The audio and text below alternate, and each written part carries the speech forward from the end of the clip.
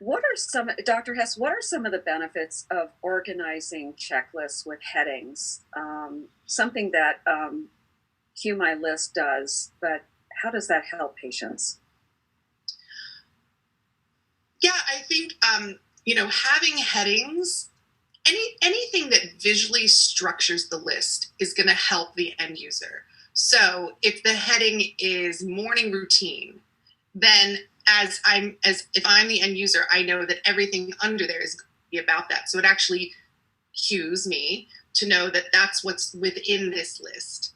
I think having clear headers and separation for the list based on what's important to the person, again, puts things in a category and doesn't actually make the list muddled, right? We don't want the list to be a source of distraction or disorganization. So headings, even using colors or caps and fonts and things, can help someone visually navigate and move through things in a systematic way. So things like headers, if you can check something off or cross something off or turn something over or put it in a bin when it's finished, all of those different styles of visual supports for making the list manageable can be very beneficial to the person using the list.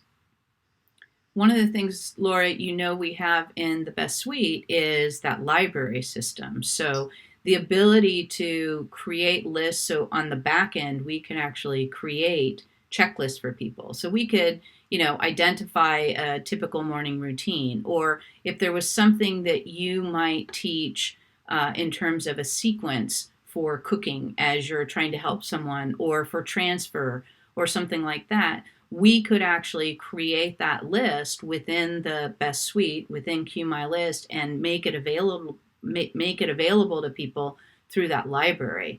And so we hope that that's going to be helpful also, because that will provide the list for the individuals rather than them having to come up with the items themselves and or have to enter in all that information. So we're trying to look at it from a variety of different angles. I love that idea because it would give a skeleton, like a starting place. Yeah. So because sometimes the idea, if you have to generate the list on your own, that can be overwhelming. So if you have a few keywords and a few kind of skeletons or structures of lists to start with, that can actually really help someone who's struggling with initiating. Mm-hmm. Just even get a place to start, and then they can then customize what they would need, within that to make it very personal. Yeah, I love that idea.